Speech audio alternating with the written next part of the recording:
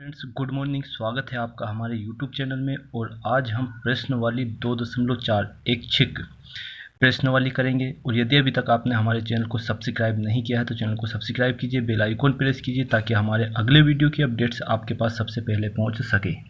अब हम देखते हैं पहला सवाल। पहले सवाल में दिया है कि सत्यापित कीजिए कि निम्न त्रिघात बहुपदों के साथ दी गई संख्याएं उसकी शून्यक है। प्रत्येक स्थिति में शून्यांकों और गुणांकों के बीच संबंध को भी सत्यापित कीजिए। जैसे ये दिया अपने को त्रिघात बहुपद दिया हुआ, ये इसके शून्यक भी अपने को इसी के साथ में दिए हुए हैं। लेकिन इससे पहले अपने को एक फॉर्मूले के रूप में इसको समझना है कि हम हल करके लिखेंगे कि a x cube plus b x square plus c x plus d, a x cube plus b x plus c x plus d, ये एक फॉर्मूला है त्रिघात बहुपद का। यदि इस त्रिघात बहुपद के शून्यक अल्फा बीटा और गामा यदि है, अल्फा बीटा गामा यदि है, तो इस कंडीशन में हम क्या लिखेंगे? इस कंडीशन में हम इनके जो फॉर्मूला बनेगा अपना वो बनेगा alpha plus beta plus gamma बराबर माइनस बी बटा ए। पहला क्या बनेगा? Alpha plus beta plus gamma बराबर माइनस बी बटा ए। अब देखो माइनस बी बटा ए, तो माइनस बी ये रहेगा एक्स स्क्वायर का गुणांक, हमने इससे पहले भी किया है, एक्स स्क्वायर का गुणांक रहेगा ये। और ए जो रहेगा वो किसका रहेगा? एक्स क्यूब का गुणांक। ये अपने को ध्यान रखना, एक्स स्क्वायर का गुणांक और ये एक्स क्यूब का गुणांक। इसी प्रकार एक दूसरा जो फॉर्मूला बनेगा अपना alpha beta plus beta gamma gamma alpha बराबर सी बटा ए। ये क्या रहेगा? सी बटा ए अचर संख्या वाला, और ये क्या रहेगा अपना सी एक्स का गुणांक और ए एक्स क्यूब का गुणांक। इसी प्रकार से एक रहेगा अपना अल्फ़ा बीटा और गामा माइनस डी बटा ए, ये अचर गुणांक और ये एक्स क्यूब का गुणांक। अब ये अपना फॉर्मूला है त्रिघात बहुपद को हल करने के लिए। अब उसमें सवाल में यही दिया है कि शून्यांकों और गुणांकों के बीच संबंधों को भी सत्यापित कीजिए। जो शून्यांक है, जो शून्यांक निकलेंगे ये वाले, और जो गुणांक है अपने, जो गुणांक निकलेंगे उन दोनों के बीच का संबंध अपने को निकालना है। अब सवाल में अपने पास 3 शून्यांक दिए हैं, 1/2, 1 और -2। ये 3 शून्यांक अपने को दिए हुए हैं। और इन मानों को अपने को जो समीकरण दिया है 2x cube plus x square minus 5x plus 2 में रखेंगे। इनको त्रिघात बहुपद में पुट करने के बाद यदि इनकी वैल्यू लास्ट में शून्य आती है तो ये इस त्रिघात बहुपद के शून्यांक रहेंगे, ये अपने को निकालना है। तो हम मान लेते हैं सबसे पहले पी एक्स बराबर पूरा फॉर्मूला अपना त्रिघात बहुपद लिखेंगे 2x cube x square minus 5x plus 2। अब इसमें सबसे पहले हम रखेंगे 1/2, जहाँ पर भी x दिया है वहाँ पे हम क्या रखेंगे 1/2। तो p 1/2 लिखा। इसकी जो वैल्यू, यदि इन सभी की वैल्यू 0 आएगी तो ये 1/2 क्या रहेगा? इसका शून्यांक रहेगा। 2 इंटू 1/2 के ऊपर क्या लिख देंगे? क्यूब प्लस एक्स स्क्वायर के स्थान पे भी क्या लिखेंगे? 1/2 क्यूब स्क्वायर माइनस 5 1/2 प्लस का क्या लिखा 2। अब देखो इसको जब हम हल करेंगे तो हल करने पर 2 सेम रहेगा, 2 को 3 बार लिख के गुना करेंगे तो कितना आता है? 8, ये पता होना चाहिए अपने को। प्लस 1/2 का वर्ग 4 माइनस 5/2 लिख देंगे प्लस में 2। 2 से कितनी बार कटेगा? 4 बार कटेगा, तो 1/4 प्लस 1/4 माइनस 5/2 प्लस 2। अब बटे वाली संख्याओं को हमेशा एलसीएम लेके जोड़ा जाता है। तो जब हम इसका एलसीएम लेंगे तो जो एलसीएम आएगा अपना वो क्या जाएगा? 4, क्योंकि सबसे बड़ी संख्या कौन सी है? 4 2 के पहाड़े में भी आती है और 1 के पहाड़े में भी आती है। 4 का डिवाइड इसमें करा 4 एकम 4 और 1 का गुना इसमें करा तो 1, 4 एकम 4, 1 बचा 1, 2 दूने 4, 2 पंजे 10। 1 का 4 में करा तो कितना आएगा? 4 ही रहेगा। 1 का हम 4 में भाग देंगे तो 4 बार जाएगा, और जो 4 का गुना तुम करें 4 दूने 8। अब इन संख्याओं को सबसे पहले जो माइनस वाली है, एक संख्या माइनस की और दो तीन प्लस की, तो 8 9 और 1 10, तो 10 माइनस क्या हो जाएगा 10 बटे में 4, 10 में से 10 जाएगा कितना बचा 0/4। यदि 4 का भाग किसी भी मतलब 0 का किसी भी संख्या में या 0 में किसी भी संख्या का भाग देते तो हमेशा क्या आता है 0 ही आता है। तो 1/2 तो पर्याप्त शून्यंक हो गया अपना। इसी प्रकार से अब हम देखते हैं दूसरा वाला।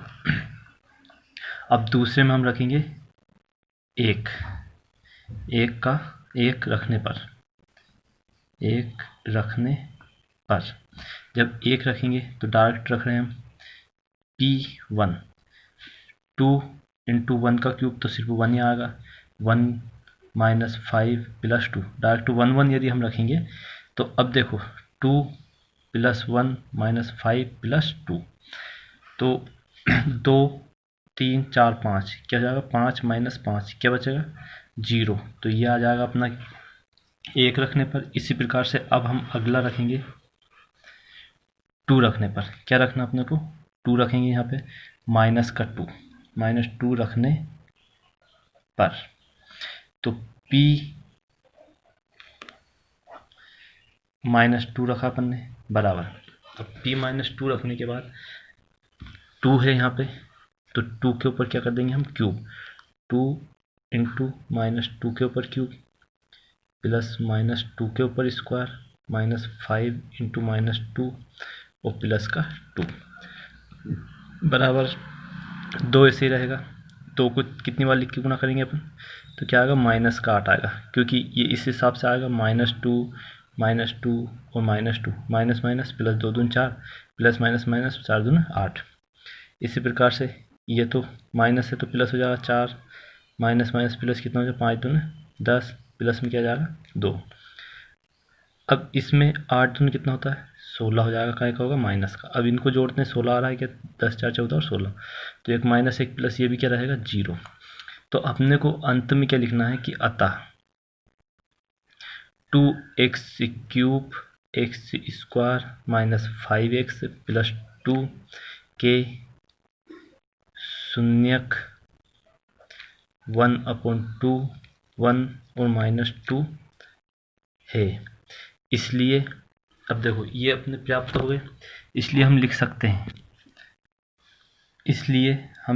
हैं कि इसलिए अल्फ़ा बराबर 1/2, बीटा बराबर 1 और गामा बराबर -2, अल्फ़ा बीटा और गामा। क्योंकि अपन ने स्टार्टिंग में किया था कि यदि त्रिघात बहुपद ax³ plus bx² plus cx plus d यदि इनके शून्यांक ही हैं, तो अब जब हमने पूरा हल किया और यदि उनका मान शून्य आया तो ये इनके शून्यांक हैं, तो इसलिए हम अल्फ़ा का मान 1/2, बीटा का मान 1 और गामा का मान -2 मान सकते हैं। अब उसमें सवाल में क्या दिया अपने को कि इनके गुणांकों और शून्यांकों की अपने को क्या करना है तुलना भी करना है।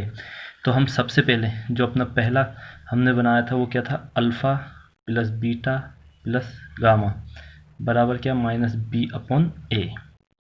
तो इसमें अपने को सिर्फ मान किसका रखना अल्फ़ा का, तो अल्फ़ा क्या है 1/2, बीटा का मान क्या है 1 और इसका मान क्या है -2 बराबर में क्या चल रहा है -b/a। अब 1/2 ऐसे ही रहा प्लस 1 -2 बराबर -b/a। अब इनका हम क्या लेंगे एलसीएम लेंगे, तो एलसीएम लेने पे क्या आ जाएगा 2 आएगा एलसीएम लेने पे। अब जब 2 एलसीएम आया तो 2 एकम 2 1 रहेगा, 1 दूनी 2 2 माइनस 1 दूनी 2 2 दूनी 4 बराबर -b/a। 2 और 1 कितना होता है 3, 2 और 1 कितना हो जाएगा 3, 4 में से 3 जाएगा तो कितना बचेगा -1/2। तो देखो ये आ गया अपना -b/a का मान, -b/a का मान क्या आ गया 1/2। लेकिन इसके आगे क्या माइनस है, तो यहाँ क्या है ऑलरेडी पहले से एक माइनस है, तो इस माइनस में इस वाले माइनस का जब गुना होगा तो -b/a की जो वैल्यू निकल के आएगी वो कितनी आ जाएगी 1/2।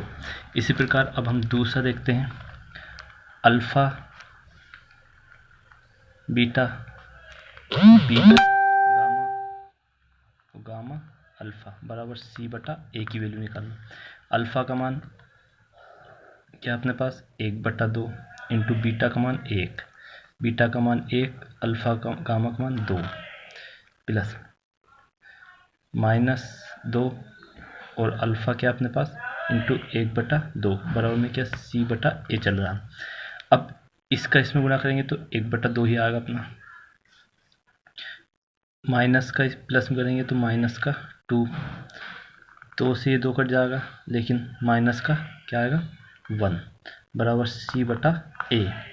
अब इसको जब हल करेंगे वही कंडीशन आ गई इसमें भी सेम, इसको जब हल करेंगे हम तो 2 1 -2 दूनी कितने होते हैं 4 -1 और यहाँ क्या लिख देंगे अपन 2 बराबर c/a। अब 2 काय के हैं 4 और 2 कितना हो जाएगा 6, 6 में से 1 जाएगा कितना हो जाएगा -5/2, ये हो जाएगा c/a की वैल्यू अपने पास।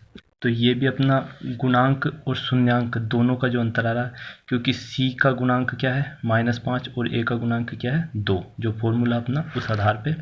अब इसी प्रकार से तीसरा जो अपना बन रहा है वो है अल्फ़ा इंटू बीटा गामा बराबर -d/a। इस साइन का विशेष ध्यान रखना। तो अल्फ़ा की वैल्यू 1/2, बीटा की वैल्यू 1 और इसकी वैल्यू क्या -2 बराबर -d/a। अब इसमें जब गुणा करेंगे 2 से तो ये 2 कट जाएगा, सिर्फ माइनस बचेगा ऊपर, तो क्या हो जाएगा -1। इसको हम काटेंगे नहीं, सिर्फ यहाँ क्या रहेगा 2 और ये भी 2। तो जब इन दोनों का गुणा ऊपर का ऊपर गुणा करेंगे तो -2 बटे क्या रहा 2 आ रहा है बराबर में -d/a।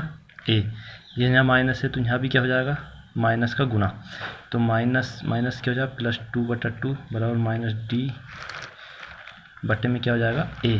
तो अपना जो शून्यांक और गुणांकों के बीच जो संबंध है वो बिल्कुल सही आए, तो इसलिए अपना आंसर यही रहेगा।